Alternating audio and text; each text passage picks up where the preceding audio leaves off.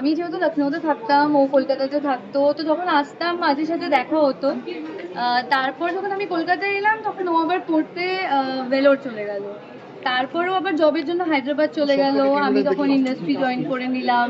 তো কোভিডের টাইমটা আমি আমি জানি মানে সবারই অনেক খুব খারাপ টাইম গেছে হয়তো, বাট আমি বলবো যে কোভিড আমার জন্য one of the best Times of my life.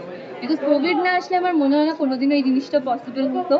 Because কোভিডের টাইমেই ও কলকাতায় আসে অ্যান্ড আমিও তখন মানে তখন তো এখানেই থাকছি, কাজ করছি, অ্যান্ড তখন আমাদের দেখা হওয়া, ভালো করে আরো টাইম স্পেন্ড করা, বন্ধুদের সাথে গ্রুপে বেরোতাম, আমাদের একটা ছোটবেলা বন্ধুদের গ্রুপ আছে।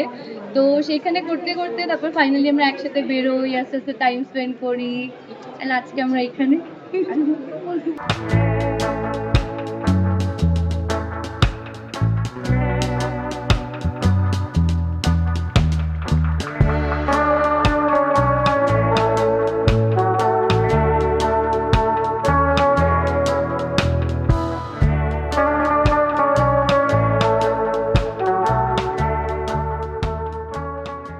মানে এরকম মানে ওর সাথে যতটা আমি সেফ, সিকিওর, যে কমফর্টটা ফিল করি ওটা আমি কোনোদিনও ফিল করিনি লাইফে। তো ওটা থেকে আমার মনে হয়েছে যে না, মানে he is the one for me. আর অনিশ তুমি কিছু বলো, ওই একা হ্যাঁ, সব ও একা বলছে। বলে যাচ্ছে। বেসিক্যালি এভরিথিং মানে স্টার্টেড বিট বাই বিট, একদম হালকা হালকা করে, ছোট ছোট করে বন্ধুদের মধ্যে থেকে আগে দেখা করা, তারপরে কথাবার্তা মানে বলা, জানা, এক दूसरे को जानना, এক दूसरे को जानना ধীরে ধীরে, then ultimately bit by bit, day by day ওরম ভাবে করে হিয়ার উই আর।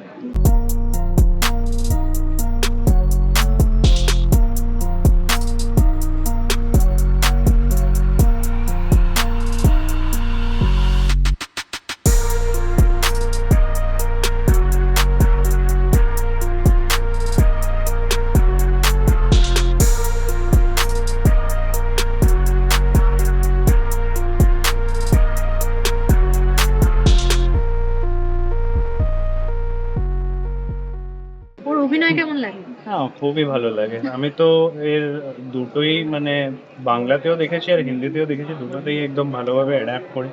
এক টাইমে তো I think there was overlap also some time I think. তো ওটার মধ্যে ফলো জগদীশ আর করে অঞ্জলি অবস্থি। মাঝে মাঝে করেছি, দেখেছি, খুবই ভালো লেগেছে। ভালো লাগছে কারণ আবার করে ওর সাথে দেখা, বাকি সবার ভার্সিটার সাথে সবাই এসছে। শুটিং এর মাঝখানে তো আমাদের কোথাও যাওয়া হয় না, তো খুব ভালো লাগছে। প্লাস হচ্ছে এত বড় একটা সুন্দর ডিসিশন নিয়েছে ওরা, যে এত বছরের বন্ধু ওরা। রাহুল ভীষণ ভালো পার্টনার, এত সুন্দর লাইফ পার্টনার হওয়া আজকালকার দিনে মানে সত্যি ওরা দুজন খুব মিষ্টি একটা প্রেম। তো এটা একটা পরিণতি হচ্ছে একটা সুন্দর, মানে ওরা এটা আমরা 1 বছর ধরে দেখছি। হ্যাঁ প্রেমটা। আজ হবে কাল হবে। কবে থেকে এটা হওয়ার কথা ছিল সেটার মধ্যে জিজ্ঞেস করতাম। একদম। আর আজকে রূপসা না, মানে আমরা মনে হচ্ছে বেশি সেজেছি, রূপসা একদম সিম্পল, সে একদম প্রিন্সেস একটা হ্যাঁ। সুন্দর, খুব সুন্দর লাগছে ওদের। তাই জন্য বেশিক্ষণ ডিস্টার্ব করলাম না, জাস্ট গিফট দিলাম, করলাম, বেস্ট অফ লাভ এইসব বললাম টললাম, আর বাস খেলাম। খাবো তো নিশ্চয়ই, মেনটেন করতে হবে না বলো। তারপরে আমার মেয়েকেও নিয়ে এসেছি, ওরা সবাই এসছে, সব গল্প গল্প করলাম, ছবি তুললাম। ভাস্বরদা আছে, রিলস করতেই হবে, রিলস করবো, তারপর বাড়ি। রিলস করবে? আর তোমাদের সবাইকে দেখে তো এমনি ভালো হয়ে যায়, কারণ এমনিতে আমরা কাজ করি, আমরা যে কাজটা আমরা করি, কিন্তু পাবলিসিটিটা তোমরা দাও, সুতরাং থ্যাংক ইউ। Thank you. আমার তো বেস্ট ফ্রেন্ডের বার্থডে এনগেজমেন্ট না, দিয়ে ভীষণ খুশি লাগছে। রূপসাদিকে আমি কবে থেকে বলছিলাম যে এবার হবে, এবছর হবে, এবছর হবে। আর আমরা 1.5 বছর ধরে একটা প্রজেক্টে একসাথে ছিলাম। তার আগেও আমি রূপসাদির সাথে একদম দেখা সাক্ষাৎ হয়েছিল, ভালো প্রজেক্ট হচ্ছে। প্রচন্ড প্রিটি লাগছে রূপসাদিকে। রাহুলদাকে তো কনগ্রাচুলেশনস, আমি অনেক পার্টি মিস করেছি তোমাদের সাথে, ওদের সাথে, বাট এইটা না এলে আর আমার বন্ধুত্বটা থাকতো না একদমই কোনো মতেই। সো থ্যাংক ইউ, কনগ্রাচুলেশনস রূপসাদি সবাই।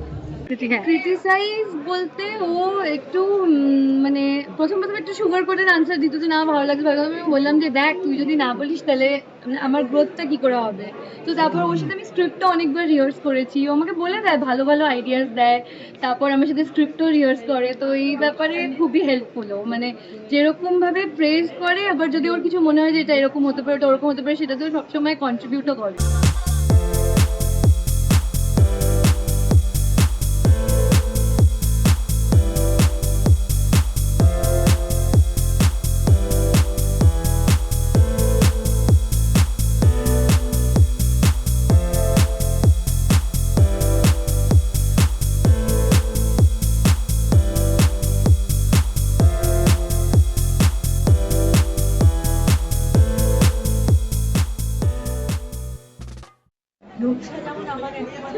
আপনি ওর বাবা মায়ের একমাত্র শেষ। এবার ওদের ক্ষেত্রে কি হয়, ওরা ছোট্ট থেকে একা একা বড় হয়, মানে একটা সন্তান হলে যা হয়। তো তারপরে যখন ওরা একজনকে পায়, ওরা বলবে যে আমি একটা সাথী পেয়েছি জীবনে। সো যেহেতু ছোট থেকে একা একা মানুষ হয়েছে, এবার একটু বড় হওয়ার পরে একটা সাথী পেলো, মানে সে বন্ধুর মতো তাকে এতখানি আঁকড়ে ধরে, এতখানি জড়িয়ে ধরে, মানে কাছ থেকে সে কখনো ভাবতে পারে না যে ও আমার থেকে কখনো দূরে হয়ে যায়। তো আমি ওদের রিলেশনশিপে এটাই সবসময় দেখেছি, and he is very considerate. রূপসাদি কখনো একটু রেগে গেল বা কিছু, ও সবসময় চেষ্টা করে রূপসাদিকে শান্ত করে দেওয়ার, পাশটা মানিয়ে নেওয়া। ওর এই ব্যাপারটা আমার সবচেয়ে বেশি ভীষণ cool, ভীষণ কনসিডারেট। আমি তো বলেছি ওকে, আমি আসলাম পরে, এই আগে রেডি হচ্ছিল এখানে, দেখেই বললাম পুরো makeup, the hair, the dress খুবই সুন্দর লাগছে, মানে একটা প্রিন্সেসের মতন লাগছে হালকা।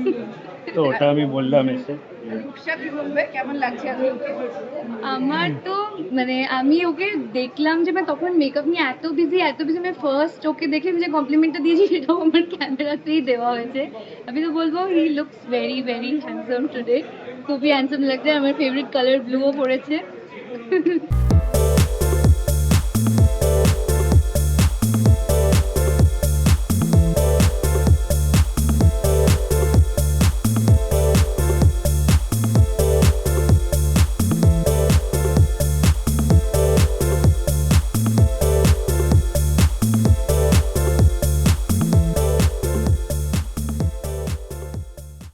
আমরা ছোট একটা ট্রিপ প্ল্যান করার ট্রাই করছি এখন, মানে আমাদের অ্যাকচুয়ালি ইচ্ছা ছিল কিছু একটা ইন্টারন্যাশনাল প্ল্যান করার, কিন্তু এখন ফ্লাইটসের এত প্রবলেমস চলছে যে হয়তো ডোমেস্টিকে কিছু একটা করব। এখন একটু ব্রেকও আছে, তো ইচ্ছা তো আছে যাওয়ার। এখন ডেস্টিনেশনটা ফাইনালাইজ হয়নি, বাট প্ল্যান করছি।